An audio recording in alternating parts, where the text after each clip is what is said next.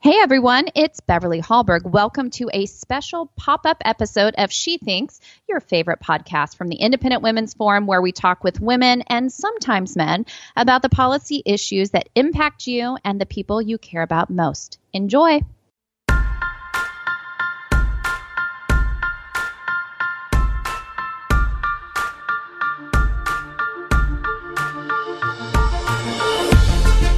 My name is Patrice Onwuka, Senior Policy Analyst at the Independent Women's Forum, and I'm joined for this special edition of She Thinks podcast by Simone Barron, board member of the Restaurant Workers for America. We're going to be discussing why waitstaff says, leave our tips alone when it comes to proposals to end tipped wages, and we'll talk about it in the context of the larger $15 minimum wage. Now, we've seen states from Maine to Washington try to eliminate tipped wages, thinking, well, this is just going to be great for everybody. We'll put everybody on the same wage level. But there's a grassroots movement that sprung up in cities like Seattle and states like Maine to push back, explaining why workers would rather be left alone. So today we've got Simone Barron, who has been in the service industry for 32 years. She has worked all over the country, from the Midwest to the West Coast. And she's worked in different types of and styles of restaurants, holding just about every position you can imagine. She's also a founder of the Full Service Workers Alliance in Seattle, a grassroots working group providing support to Seattle's full-service restaurant workers. Simone, welcome to the show. Hi, thank you very much for having me. Terrific. Well, Simone, tell us about your experience. You've got 32 years and counting. Why have you worked for restaurants for so many years? Well, I guess it's because I started out, my mother was a bartender for many years. She is an immigrant. She came to America and she started working behind a bar and loved it and was able to support her family as a single mom. Working in a bar, and it was just kind of a natural progression. When I started working, I could get a job as a busser or, some sort of host or some other position working in the restaurants that, with friends that she knew. So I just started doing that. And then as I got older, I started working in the arts. I was an actor for a while, and so that's also kind of a hand-in-glove situation. Most actors work in restaurants, and plus I really love the work. It's flexible, the money's good, it's something different every day. It's really great. 9 to 5 is not for me. I really enjoy working in that industry. Well, Simone, you hit some really good points that I think resonate with a lot of women. Flexibility, we definitely love that, and good money. So tell us, talk about tipped wages. Like, do you earn the minimum wage or below minimum wage or more than minimum wage? And explain to us actually what is a tipped wage. So just to tell you, I've worked, in several cities across the country. And when I started out working as a waiter in Indiana, it was $2.13 an hour was the tipped wage. Now, how that works is that whatever the federal minimum wage is, if you don't make the difference between the tipped wage and the federal minimum wage, you make that up in your tips. And if you can't do that, then your employer will pay you that full federal minimum wage. But what happens is that we make far more than the federal minimum wage. We make anywhere between $20 to $50 an hour. I mean, even when I first started out, I was still making, and that was many years ago, of course, I was still making $20 an hour as a server. And it was always, good, quick money and very reliable. And so that is why, a lot of people stay in the industry is because the money is really great. It's far better than a lot of, just regular 8 to 5 jobs. And I mean, throughout my years, I've met so many people who have had other jobs. I mean, have gone to school to become, I would say, maybe a nurse or a lawyer or work in social work or all those kinds of things. And a lot of them come back to bartending and serving because the income is so great. And so you'll find a lot of people who work in the industry actually have degrees in other things, but they do choose to work in industry because it is so flexible, because the money's really good. And even under those tipped wages, like the tipped credit states, a lot of people that work, for anywhere between $2.13 an hour up to $7 an hour, they're still making far above minimum wage, or even any sort of like $15 minimum wage, which has been proposed. So when people are proposing that $15 wage, it starts kind of messing up the balance of what's already happening, where we are already making far above the minimum wage. Well, that's really important that you talked about this movement or this effort to put everybody on the same wage, and that being $15 an hour. Who is driving this? Who's behind this effort? Well, I mean, we understand that a lot of the progressive legislators and politicians have, got on the bandwagon. It started here in Seattle by one of our most progressive city council people, which is Kashama Sawant. And she started the $15 an hour now movement along with, I think it was her husband. And they were pushing for that in the airports for people to make $15 an hour. And then once they passed it in the airport, they pulled it into Seattle and started it here. Now, what they wanted to do, or what the industry wanted to do, was to have that tip credit and kind of freeze the wage. I think we were somewhere around $10. And then as the wage would rise, it would stay at $10 and we could still have our tipping model in place, and there would be balance and sustainability in the restaurants. However, the city council did not want to do that. They said that we needed to have the full wage, and it passed, and so we do have a $15 an hour minimum wage right now. But what we've seen, though, is that they've kind of tiered the wage, and so as the wage is rising, there's been some decline. We're seeing a loss in hours. We're seeing a loss in positions. We had one restaurant chain that eliminated all of their support positions. So what you have then are, servers that are actually doing more work. They're, hosting and busing because those positions have been eliminated in that restaurant. So we're seeing that. We're seeing a loss of tipping, and that's the scary part. Some restaurants have gone to tip or service charges, I should say. They've gotten rid of their tip lines and have replaced that with a service charge, and that actually doesn't do anything but hurt the server because they're not making that full tip anymore. They have no way to maximize their income under that sort of model. So not only that, but then you're seeing some restaurants that are actually just moving out of town or calling it quits, and that's a loss of jobs.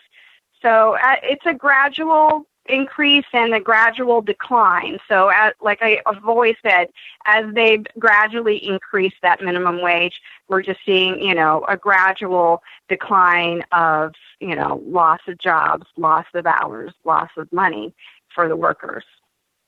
You hit on so many of the theoretical results that we expected. When we look at from the economic perspective, we figure, that this is exactly what would happen. Workers lose out in paychecks. They lose out in the number of hours. They lose out in jobs. And then you have people who close up shops. So they lose, they lose opportunities. But I would love for you to talk about how you have been spearheading that grassroots pushback against this. Talk to us about the Restaurant Workers of America and the Full Service Workers Alliance of Seattle. So I started out with a friend of mine creating the Full Service Workers Alliance, and we did that in regards to a thing called secure scheduling, which is another measure that's coming down from the progressive politicians. And what that does is it basically takes all the flexibility out of your schedule, and it's not a good fit for the restaurant industry. However, so we created this group to kind of push back on that, and also to get involved with the minimum wage fight, because we had started seeing our incomes dropping because of the rise in the wage. But through that, we met a lot of other workers across the country that were starting to do the same thing as we were.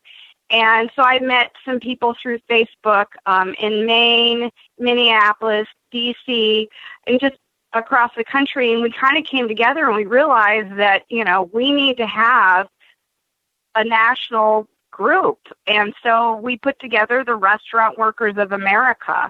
And I'm really proud of that. We're about a year and a half in, and we decided to make our goal for that to protect the tip credits across the country, because we realized that without that tip credit, you're basically freezing the wage. And so when you hear people talk about stagnant wages, it's really funny to me that these politicians that are saying, we need to increase the minimum wage because wages have been so stagnant, but yet they don't understand the impact that it's having on my particular industry and my particular job, where it actually is killing tipping and stagnating wages. So we realized that tip credit was so important, not only just for the workers, but also for our industry in general, because it helps, keep the restaurants in a sustainable place that keeps us in jobs. And so that's what our mission is there with the Restaurant Workers of America.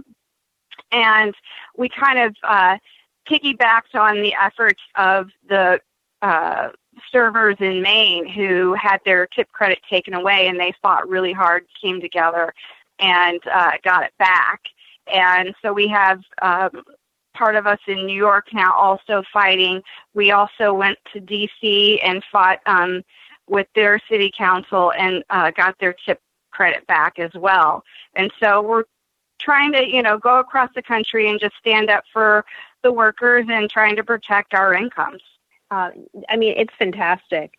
I live right outside of D.C., and I remember when this came up in the city council, and I believe it was part of a voter-based referendum where voters said, after an educational campaign, voters said, oh, yes, let's get rid of the tipped wage. Let's put everybody on $15 an hour. That would be so great. And it was fantastic to see, your group come together and actually do a lot of voter education in the other direction and say, no, wait, you don't understand.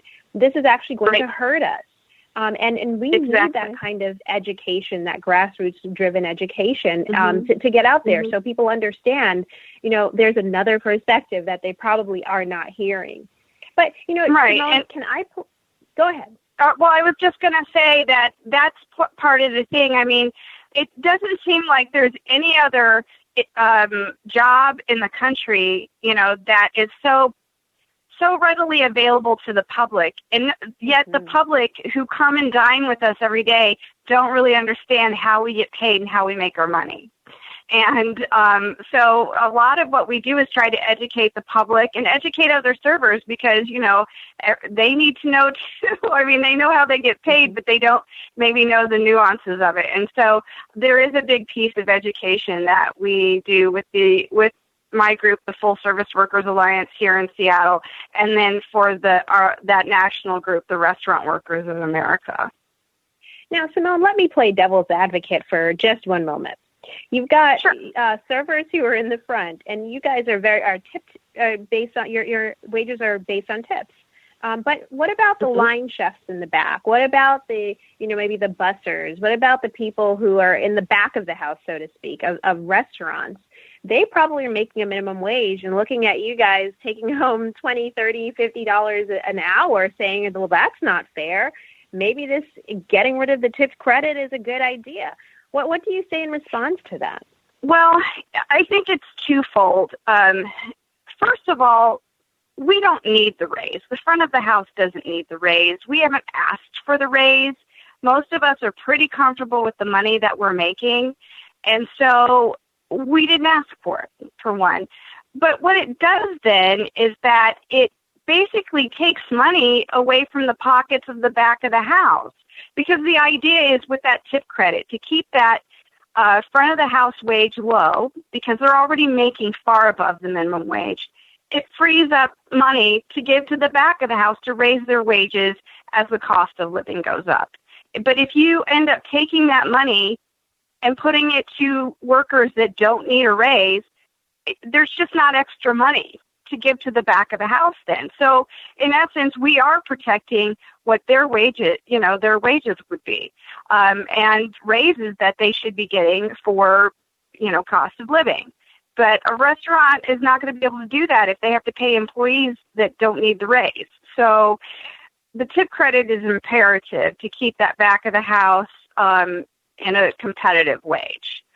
And also, too, they say, oh, it's not fair, but is it fair that maybe you bring in a person that hasn't worked in the industry, maybe you start them out as a dishwasher, but you're allowing them to make the same amount as somebody who has worked their way up through the ranks over years? It doesn't do any good for anybody. If anything, it makes people angry, and it takes the incentive away.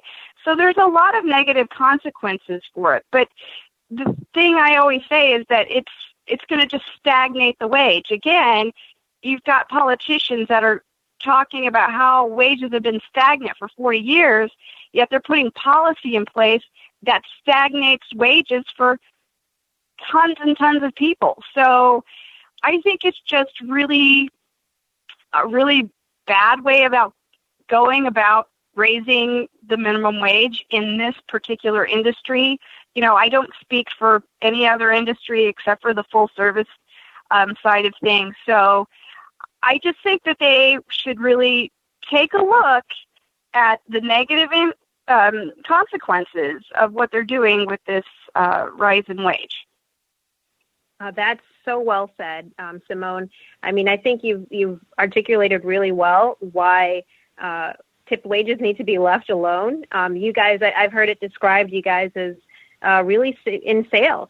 It's not just that you're a server, you're in sales and you're selling good service, and that should be rewarded. Mm-hmm. But when you eliminate the tip credit and when you put everybody on the same wage, specifically $15 an hour, it's going to have some really devastating impacts, as you talked about, loss of hours, loss of jobs, loss of positions, and loss of tips. And even worse, right. You've got restaurants that may go out of business. So thank you, Simone, for really sharing your perspective and your experience. I know we will be reaching out to you again in the future to talk more about what you're seeing. And for folks who are listening, what at the federal level, we are expecting to see a federal minimum wage increase bill that would eliminate the tipped wage. So that's going to have a direct impact on the restaurant industry. And so as many voices as we can get out to really explain how this can have a devastating impact, we're going to be doing that. Simone, thank you for your time this evening. Thank you so much. I appreciate it. Terrific. Well, thank you to all of our listeners for She Thinks. We are always bringing to you interesting men and women to talk about different issues that are of concern to the day-to-day lives of men and women in America. So with this, we are going to call it a day, but we will be back with great new topics and guests in the future. Thank you, everybody, for listening.